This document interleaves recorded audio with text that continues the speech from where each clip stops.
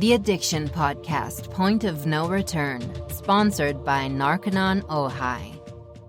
Hello, and welcome to the Addiction Podcast, Point of No Return. My name is Joni Siegel, and I'm the host for this podcast. Today's episode is episode number 215. When a person is addicted to drugs and or alcohol, the myriad of choices of treatment can be overwhelming. Narconon Ojai is a residential treatment facility that handles the physical, mental, and spiritual aspects of addiction with a proven, evidence-based, holistic, completely drug-free, step-by-step program that frees those trapped by addiction. For more information, call 1-866-231-5924. Today we have an episode with a gentleman that we've interviewed before on the podcast, but he always has a lot of really good insight to give our listeners. His name is Bobby Newman.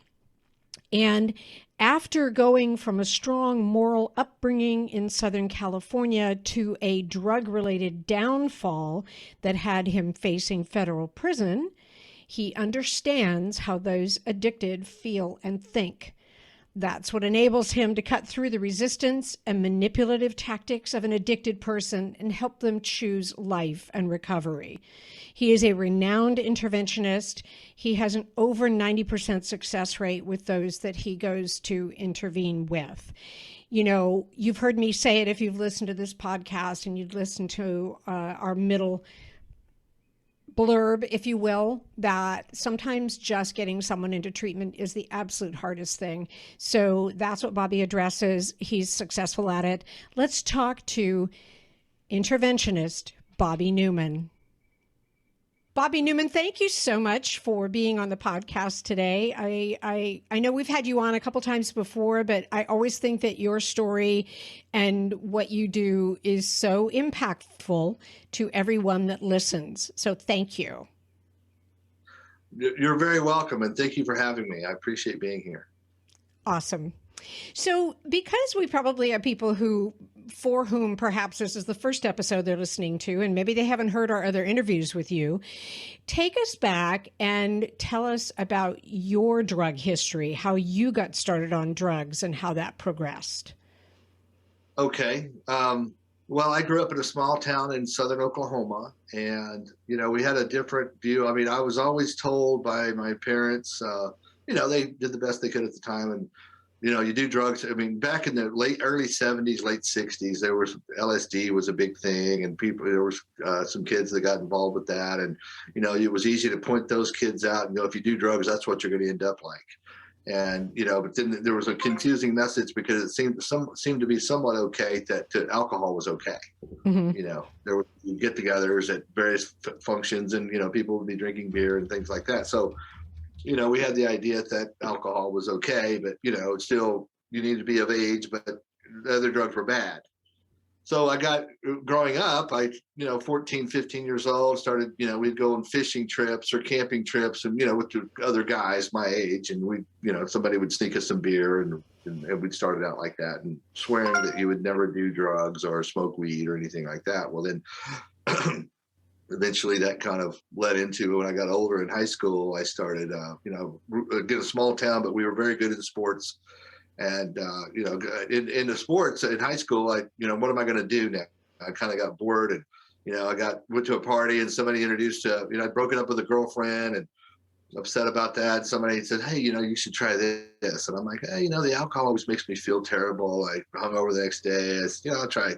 I smoked some weed. So I started out smoking marijuana, and it wasn't like I didn't fall off the end of the earth. We ended up having fun, laughing a lot, giggling a lot. Then, that wasn't too bad. So I guess did it again. And then by the time it just became more and more of a habit. And then by the time I went to college, somebody introduced me. I thought, well, marijuana's not too bad. Actually now smoking marijuana regularly. And somebody introduced me to amphetamines, and it was a pharmaceutical. And so then I got to where I was taking that part. I would go out. Party night was on college was on Thursday night. So I could go out and drink and take part of this. Some of this, it was a capsule, and I could take half of the capsule and stay out and drink and, come in late and then wake up the next morning and take the rest of the capsule, go to class, not be hungover. Oh, well, that's great. So then I started doing that on Friday night or Thursday night. Then it was Saturday night. Then it became more and more frequent. So it just gradually progressed from there because I didn't have that, effect of where when I was younger, seeing those other kids that had taken the LSD and really kind of going on trips and not coming back. I didn't have that. It was like, oh, this is not too bad. There's nobody, so I just gradually got worse until it was about 20 years later. I'm 35 years old and I'm in a lot of trouble. I'm heavily addicted to alcohol, marijuana, and amphetamines, methamphetamine, and I'm in a lot of legal trouble. So that's how it rolled out for me. Right. What was the legal trouble? Can you say, or? Well, I was a pretty rambunctious guy. I mean, I love playing sports, love contact sports, love basketball, that involvement. So, going out and partying, I was always getting into something, and I had a lot of friends that used drugs that would set back. They were kind of like very like subdued. And I'm just not that guy. I'm going to create an effect of some sort and, it caused stir something up, and so I'd get in trouble. And then whether it be drinking and driving, and then but the last time that I got in trouble, which was basically the straw, I was working. I actually was a sheet metal worker, and I was running a crew. I had a shop that I was in charge of, and also had to make sure that all the materials were delivered to the job, which is on an Army base. So I'm driving out there to check on the job site, and I have possession of methamphetamine, a loaded firearm, and a bag of marijuana. Just that? That's all? Bobby. Yeah, I was just going to work. Yeah. So I get pulled over, and of course I get in a lot of trouble, and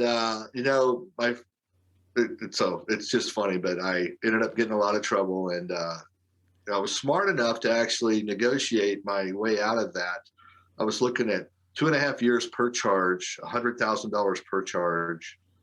And I was smart enough to walk into the federal courtroom and negotiate my own plea deal and negotiate that down to $2,500 and 2 weeks in jail, done on weekends without an attorney.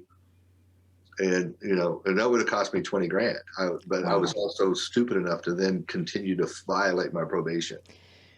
So that's where it kind of led to where now I was kind of like funneled down into like one more mess up and you're going to prison. The prosecutor told me that. So you'd think that would be enough to motivate me to not. But not necessarily. No, I actually showed up at my dad's house about 2 weeks after they sat me down and tried to get me to go to rehab at that moment. And when I got out of jail, they met me and they had a brochure and, took me to get something to eat, and brought the brochure out and said, we want you to go to rehab. And I had all the standard answers of no, I know what I need to do. I can do it on my own. I can stop hanging out with my friends. I just need to go to work every day. The whole standard answers that I've heard a gazillion times. Famous last words. Yeah. So then, yeah, exactly. Then about 2 weeks later, I'm basically belly crawling back to my dad's house. Not really, but it felt like that, and back spiritually belly crawling. Crawling back to his house with a hand out going, hey, I think I'm going to take you up with that offer. And my dad was just floored. He's like, he was there when the prosecutor told me that I was going to go, this is what's going to happen. And I said, I got a drug test I'm going to take tomorrow. I'm going to fail it. That would make my fourth time to violate probation. And I ended up violating. Well, I took the test the next day, but I immediately went into rehab. And that was when, and the rehab was out of the jurisdiction that I was supposed to stay in. So I technically violated 5 times. But luckily, my probation officer was a great guy, very social guy, genuinely wanted to help people. And he said, and he'd worked with the rehab center before. So he said, yeah, and it was long-term. So it would serve the purposes of keeping me in not out continuing to break the law and, get me help at the same time. So it worked in the best interest of everybody for me to just go to rehab. And now, what kind of rehab was that, Bobby? I went to the Narconon program. Oh, okay. Go to the Narconon program. And because for me, I didn't feel like that medications was an answer, and I just couldn't get into the group setting of a 12-step program. So I just thought this, and I was big on the vitamins and the sauna, and so that was what appealed to me. Okay. And my sister knew that. Actually, Okay. knew that because I had discussions with her about rehab before. Interesting. And so. Okay. And when was that? When was it that you got clean? That was August 26th of 2000 was the day I walked onto the property of Narconon. So it's been over almost 21 years. Yep. So. Well, very well done on almost 21 years. I had a gentleman on the podcast and said he really didn't want to be heavily validated for being clean and sober. And I said, well, I'm going to do it anyway because I know it's not easy. So I'm going to tell you, very well done. Thank you. So what led you then into doing what you do today, interventions? How did you get into that? Well, I became involved. One of the things that when I was on the program, a guy showed up, Bobby Wiggins showed up, and he actually was talking about doing drug prevention, drug education. And he gave a presentation to the student body at the center. And I wanted to do that. I decided right then, I said, I want to do that because my son was 8 years old at the time. I have two sons. One's 20. The one I'm talking about now is 29 now, but he was 8 years old at the time. And, I wanted to be able to, this information that I was learning was not, I had been to, it just wasn't out there. And I said, this could help kids choose not to do drugs. Because had I known this information, I probably wouldn't have made the bad decision. I don't know. I mean, I would be less likely to have made the bad decisions that I made. It's interesting that you say that. While I'm not 100% familiar with the drug education that is part of Narconon, I'm familiar with the truth about drugs.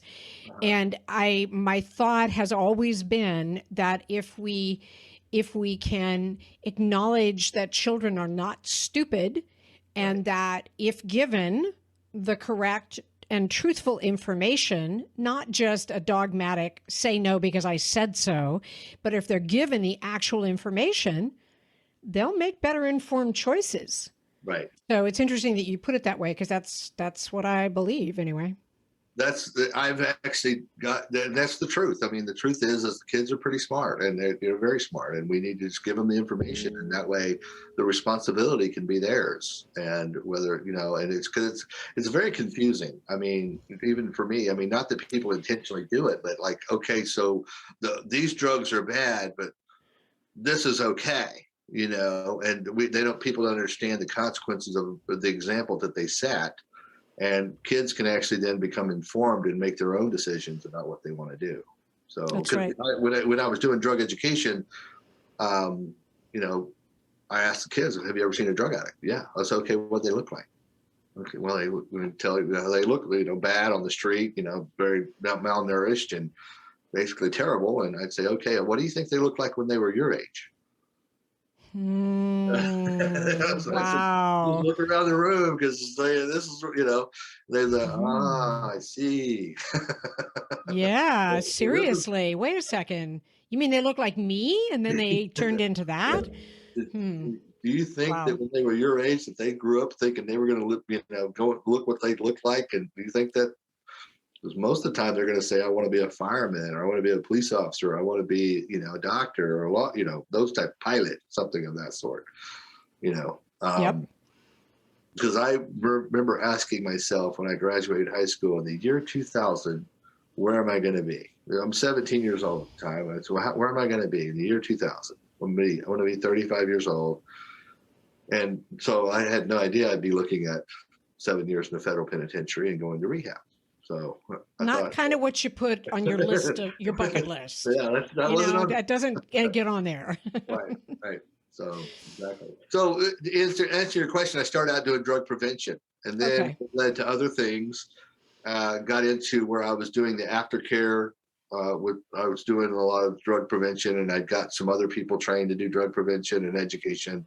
And then I got into doing aftercare with then I got the opportunity to, the opportunities that I've had in my life are miraculous. It truly is a miracle. But I got to set up the opportunity to set up a rehab facility, also be a medical medical detoxification liaison between, the rehab center and medical detox centers and things like that. So, and then when I was, I spent some time at Hawaii, and I got to where I was doing interventions out of Hawaii.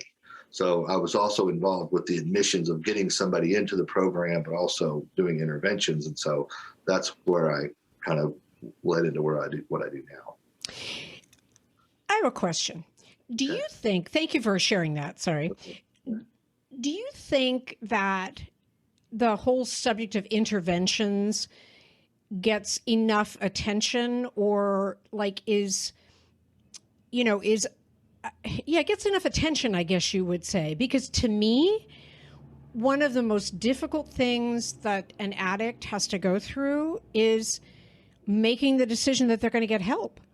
And you don't hear about that many interventionists. At least I don't. Well, right. The thing is like, matter of fact, I just talked to a family today, and, they're very successful, professional people. But, the brother told me, he said, we've been dealing with this for a few years now. And we just now decided to get a professional involved. And in the back of my mind, I'm thinking to myself, and it goes for everybody, because everybody thinks that they can handle this, but it's kind of like going, and they don't see, well, some of the things that I go over with them, they say, oh, well, I've said that to him. I've done this, and I've done, and maybe they haven't done it in an organized fashion, such as an intervention. And it's a process that you go through. It's designed to produce certain results, and people can't see that. So there's many reasons why a person, and interventions, just to touch on, intervention is going to happen regardless. Of some sort, whether it be legal or whether it be health or whether it be, there's going to be a consequence that's going to stop that behavior. Very good point. And I think, for anybody listening who has a loved one who is addicted, you can either wait for the judge to intervene and send your loved one to prison, or you can wait until they overdose and almost die. That could be a form of intervention. Right. Or you could hire somebody like Bobby. And yes, I'm saying hire. He doesn't do it for free, but he's successful at it. And it's like, what's it worth to you to have your loved one actually get into treatment? Why wait? Why wait? Right. Well, I tell you, even when my son was older, it's exactly. So, well, a lot of times the question is, well, he's not that bad. He's not going to have those things happening. I said, yeah, that's the reason we want to do it now. Right. We don't want it to get that bad. Right. We have no You want to wait control. until he's homeless under the bridge and could potentially die or get arrested or has diseases and here's the thing, I'm going to just add this one in. I think a lot of people don't understand that drug use has long-term negative effects on the body. So if your child, here's a good thing you could use, if your child had cancer, would you wait until it got really bad before you got them treatment? Right. Or would you want to get them into treatment as quickly as possible? That's right. That's exactly. Same. And the thing with addiction is you have the problem is that I run into with families is that you can see the x-ray or you can see the test results that the doctor can provide if there's those type of maladies with physically. Addiction is invisible. You can't see it. So that's where they know, Bobby. They know. I would know if my child was addicted. I just would. Yeah. There's indicators, and we've talked about that on the podcast before. Right. There's indicators. Right. No, you're right. 100%. And that's the thing. The other thing is like you guys have been seeing. One of the questions a lot of times, I don't know how bad he is. I don't know what he's addicted to. I'm like, okay, well, let's just take the drug use away. What's he doing? Is he working? Is he being responsible? Is he, a lot of times they're stealing. They're doing all these things that you're talking about. The indicators are there. Yep. Take away the drugs. The behavior itself is not okay. And that's an indicator that something needs to change. Right. And they're like, oh, yeah, I guess you're right. So the signs have been there for a long time. You just have not been noticing them or chose to ignore them or something. So, Yep. I mean, it's like for me, I had a wreck in high school we went to this drive-in down, at the next town over. Like I said, small town in Oklahoma, and we'd come back and we had flipped over and went almost the length of a football field on the roof of the car, through a fence and into a plowed field. Now, a plowed field is going to slow a car down quite a bit because of the dirt, and we went almost 100 yards upside down. That's how fast we were going. Did that have a big impact?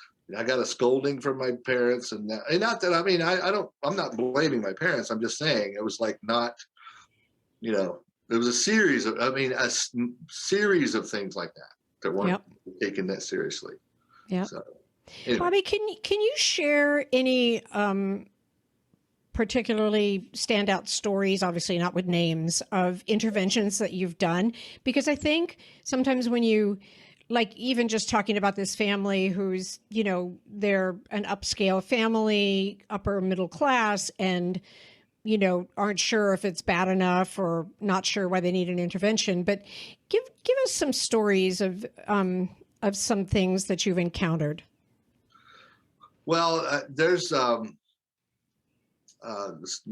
many. I know. You have to narrow it down. I want a few stories that It's like well, I can give you my own personal story. One is my son, when he was started having trouble, I didn't have any evidence of him using drugs, but emotionally, I'm trying to handle this, and I do this for a living. This was about 14, 15 years ago. And I didn't have any evidence. He wasn't used necessarily. It wasn't a drug problem. It was just a behavior problem. But I was like trying to handle it, and I was emotionally beside myself. Thankfully, I have colleagues that were there going, hey, grabbing me and literally figuratively shaking me and going, hey, what do you tell all these other people? Oh, this is what I tell them. Well, that's what you need to do then. And I had to go to somebody else. I couldn't handle him.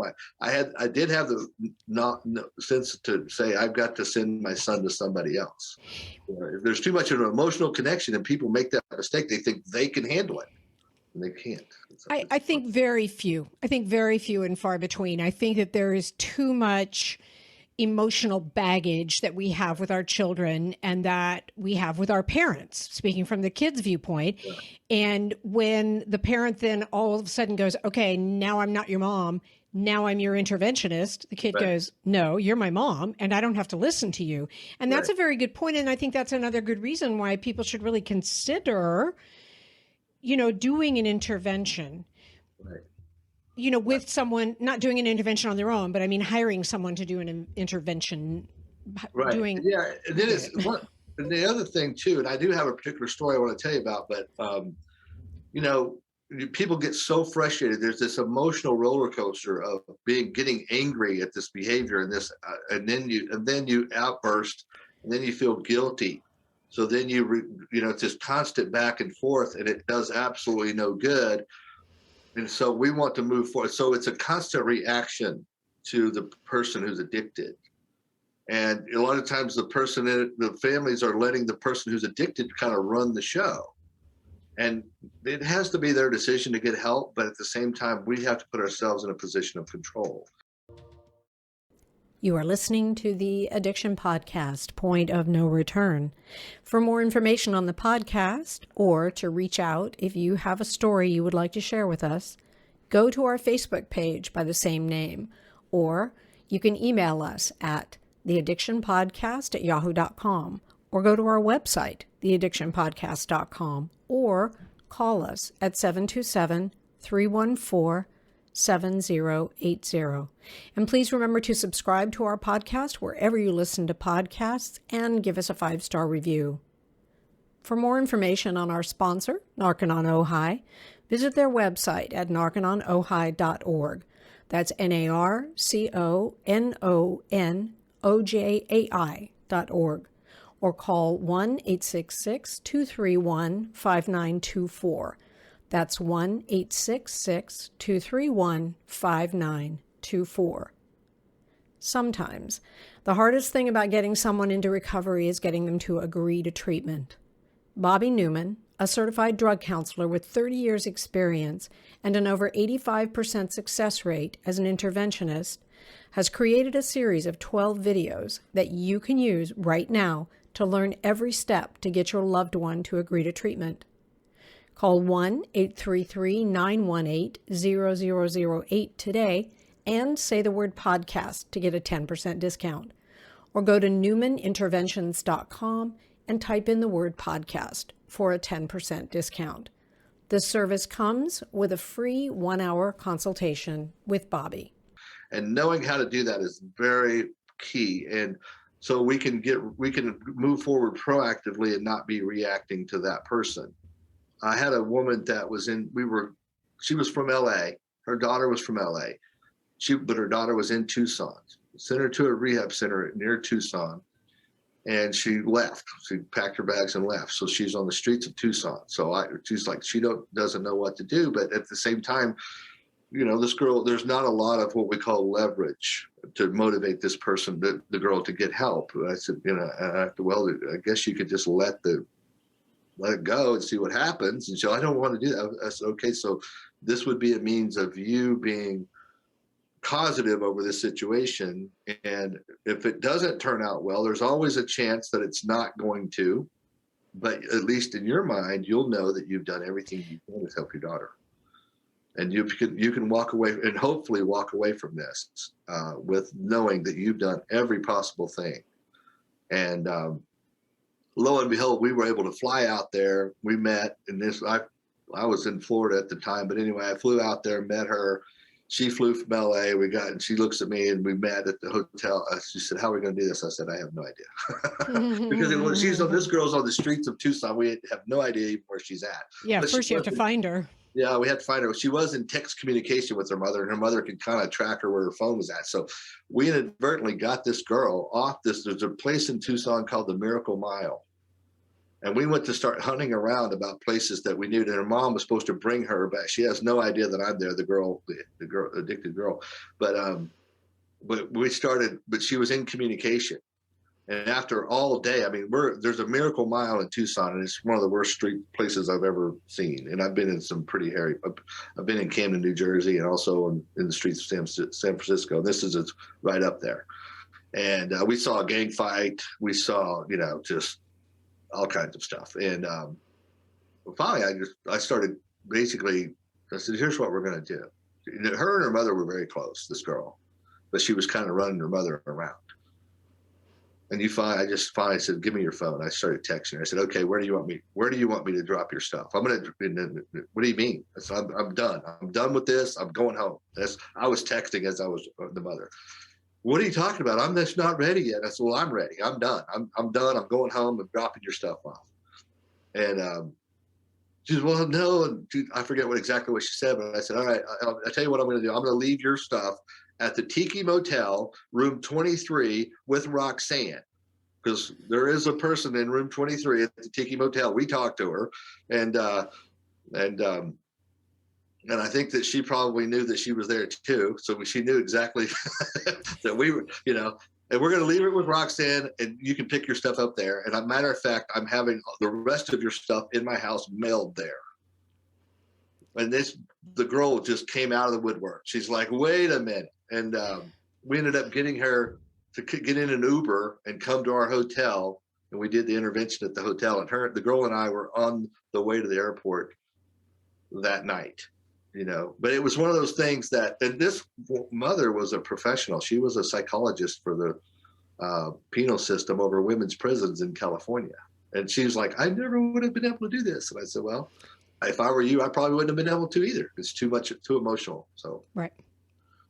I think that makes that point again that, as parents, there's too much emotional baggage, and you need a third party like Bobby. And I'm not trying to say everybody needs to hire Bobby, although you probably should if you need an interventionist. Yeah. But you need someone like that who can be a little bit tough when you've basically been enabling your son, daughter, mom, or dad. Right. Yeah. And, get some professional help, get some professional guidance, get somebody who's been there, and, you should feel comfortable and confident with their help. But yeah, it's too emotional. It's next to impossible. So right.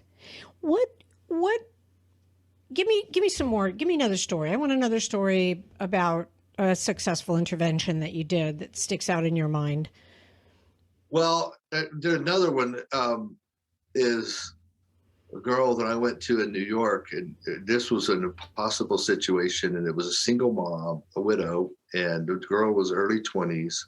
She was with her boyfriend, who was a addict. And the family had been looking for this girl for like 2 weeks, but she was in New York, upstate New York. And the same thing. Well, the chances of this working, because they don't even know where the girl's at. And I said, but the mom said, you know what, I'm going to do everything I can. And so she pulled out all the stops, and she brought me up there, and I went and talked to her for quite a while. And I got all the names of people that were, where she was going. And there was one particular little pizza shop where some of the friends worked. I didn't know anything. I just kind of knew, but I went to the pizza shop. I literally sat in there for about 3.5 hours. I was looking for one kid that was a friend of the boyfriend, and I was just listening. And I was sitting there eating pizza, very slowly, reading the paper on my phone. And finally, this guy, a regular customer, walks in, and he said, "Hey, Dylan," or I forget the kid's name. But, "Hey, how you doing? Glad to see you." And I'm like, that's the kid right there. So I'm watching him. So I waited until afterwards. And the kid was the manager of the store. But apparently these kids had been in a car, and they got pulled over by the police, and there was a gun and drugs involved. And this kid was in the car with the girl and her boyfriend. And so I waited out. So I sat out in my car, and I waited. But it's another 2 hours for the kid to get off work. And I caught him walking out to his car, and I said, "Hey," and again, I'm using Dylan as a fictitious name. But I said, "Hey, Dylan," I said, "You remember me?" Because he's the one, because I wouldn't ask him. I said, "Hey, man, tell me what's the best thing on the menu." And we got, had a conversation about that. "Oh, yeah, this is what I like." And he gave me the whole rundown, and he was very helpful. And you could tell he's a pretty good kid. But I said, "Hey, man, you remember me? I'm the guy that, had the pizza earlier." "Yeah, I remember. What'd you think?" I said, "Yeah, it was really good. Great recommendation. I really liked it." He said, "I got a question." So then I started asking him about the girl and her boyfriend.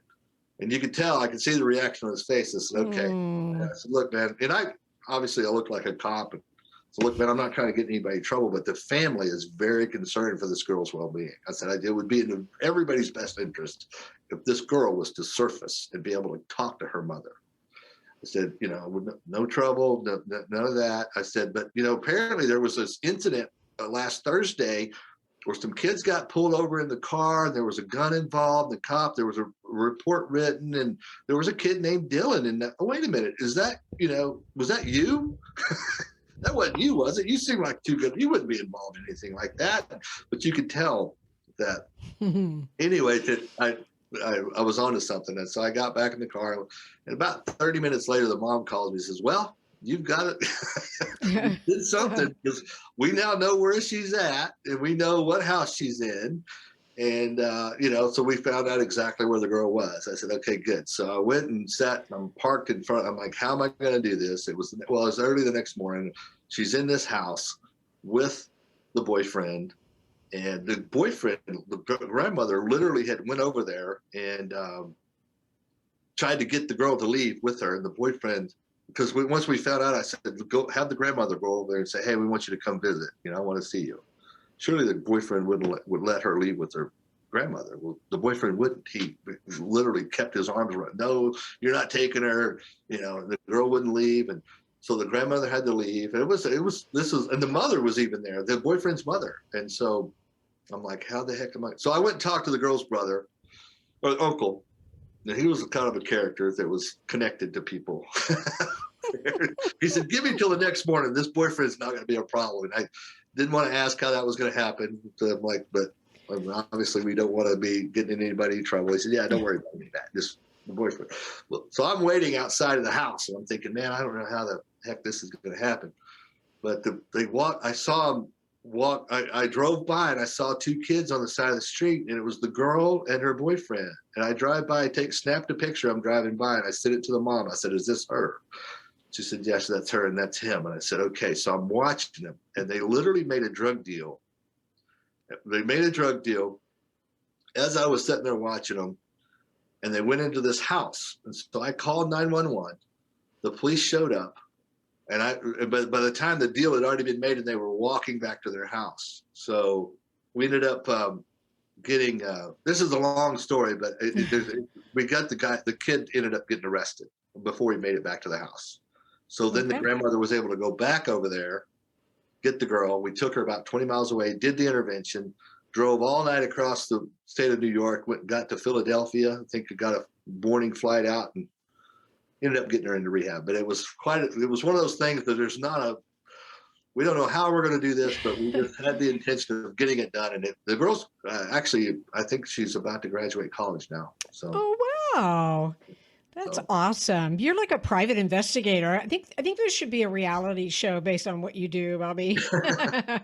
Well, that was a long story, but it's one of those hopeless situations. You have no idea how am I going to do this, but yet we decided we're going to go in and we figured it out. It worked out positively. So right, but then you also do interventions that might actually be like with the family when the addict is not necessarily on the streets, but still living at home or still living close by, and just really basically, how do you do an intervention like that?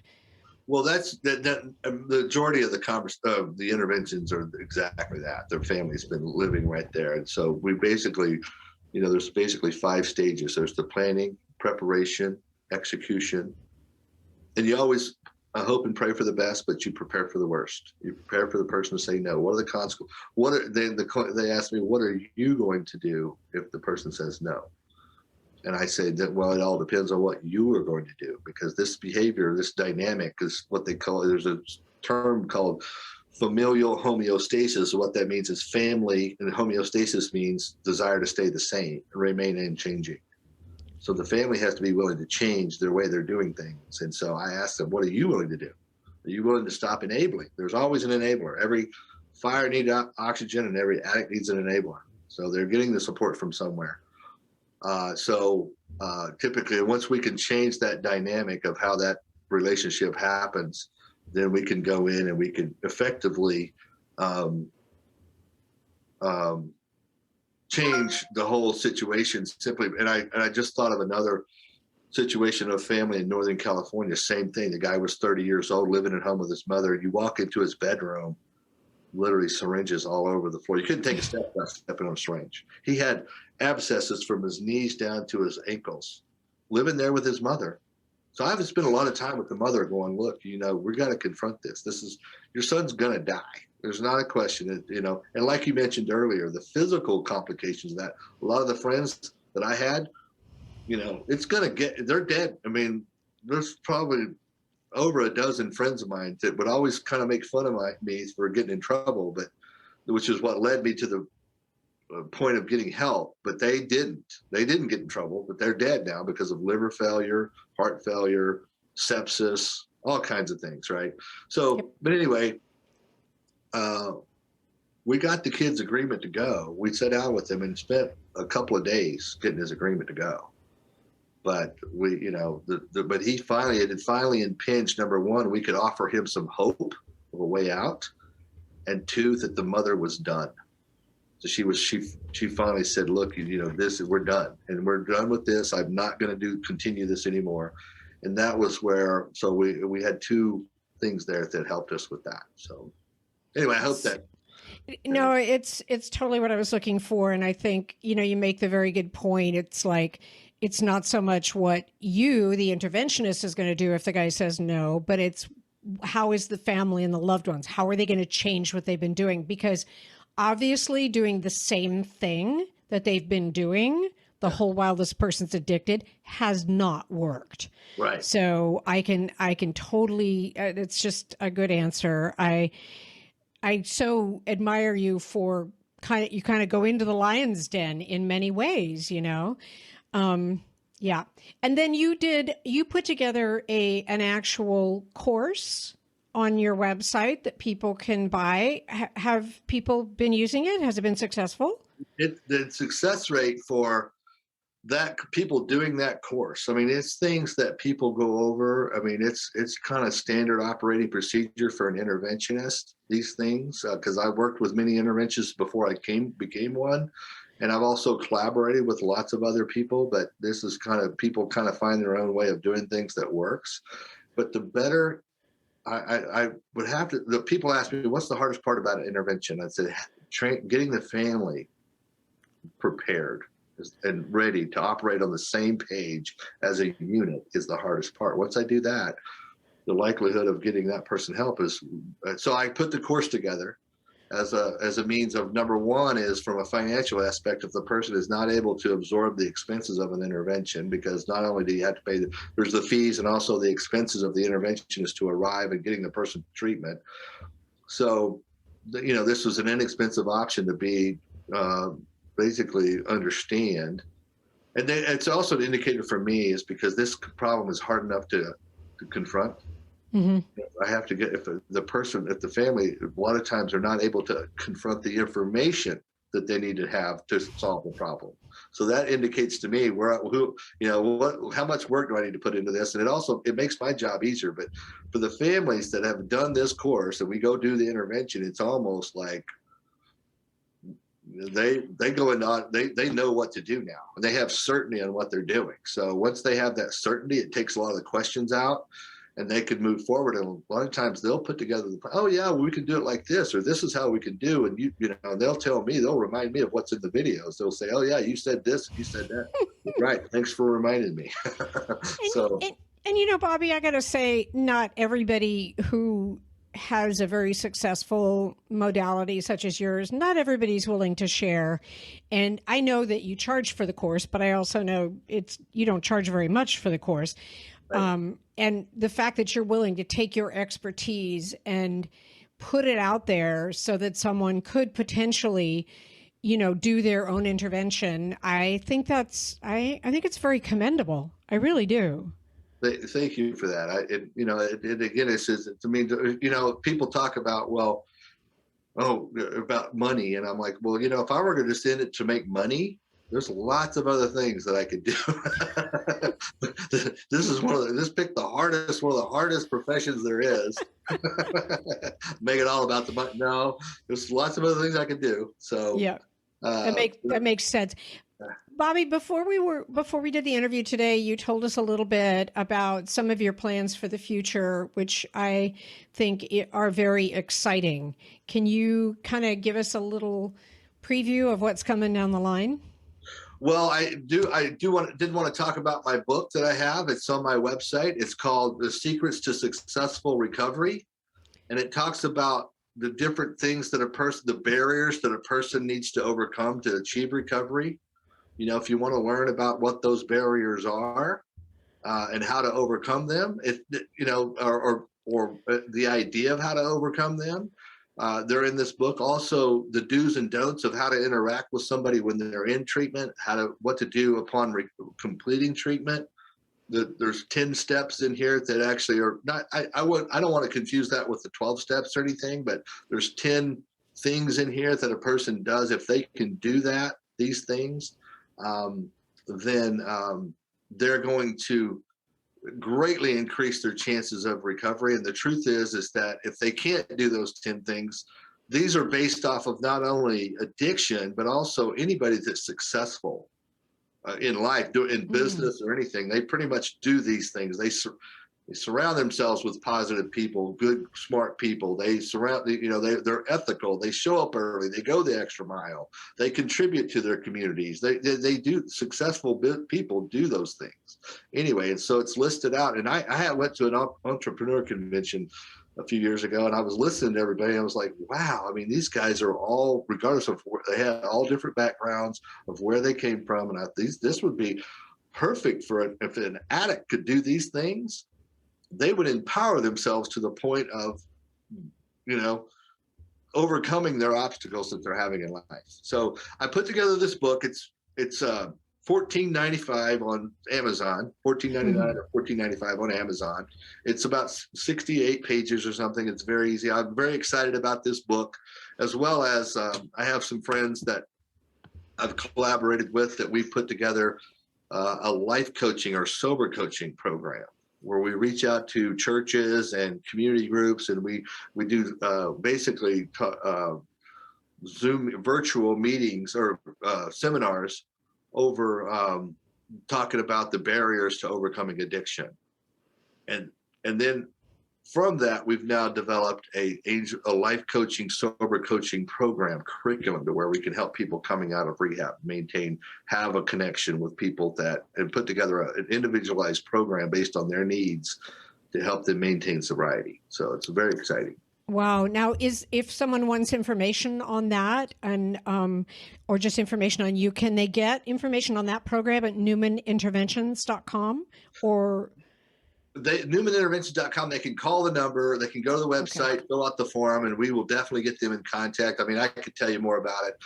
There is a particular website, angellifecoaches.org, and we would direct them and get to, a lot of this stuff is being developed, but it's in the works. I mean, I have a person now that I'm working with to start sober coaching the person. So we have the curriculum developed, but promotional pieces and all that are going to be forthcoming very quickly. So so there's newmaninterventions.com if you need the intervention, and then there's angellifecoaching.com.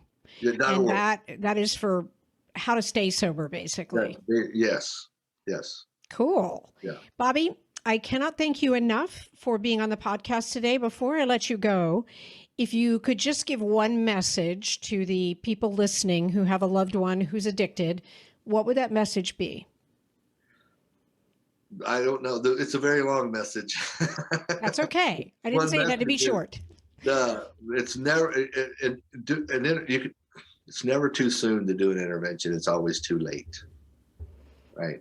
So it's never too soon. I don't know how bad the addiction is. Oh, okay. Well, why do we want to wait till that? Let's stop the behavior now. Let's get this person on the right track. This person truly wants help. They don't want to go down this path. Let's help them. So that's let's get this handled, and so we can all enjoy the rest of our lives. So perfect. Thank you so much, Bobby, for taking the time to talk to us today. Yes, ma'am. Thank you for having me. I hope you enjoyed the interview with Bobby Newman. I think that some very good points were made. I think you don't want to wait until you find out how bad it is before you hire someone like Bobby to do an intervention with your loved one. I want to give you Bobby's 800 number so you can call him. It is 866-989-4499. I also want to let you know that he has a free downloadable PDF called 25 Tips to Successful Intervention that you might want to get from him, because if you need to do an intervention, this is going to help you get ready for it and set up for it. And you can find that by going to newmaninterventions.com. Reach out to Bobby and he'll send it to you. We will talk to you again next week. You have been listening to the Addiction Podcast, Point of No Return, sponsored by Narconon Ojai. For more information on Narconon Ojai, call 866-231-5924 or visit www.narcononojai.org. Narconon is a non-12-step rehabilitation program based on the works of L. Ron Hubbard.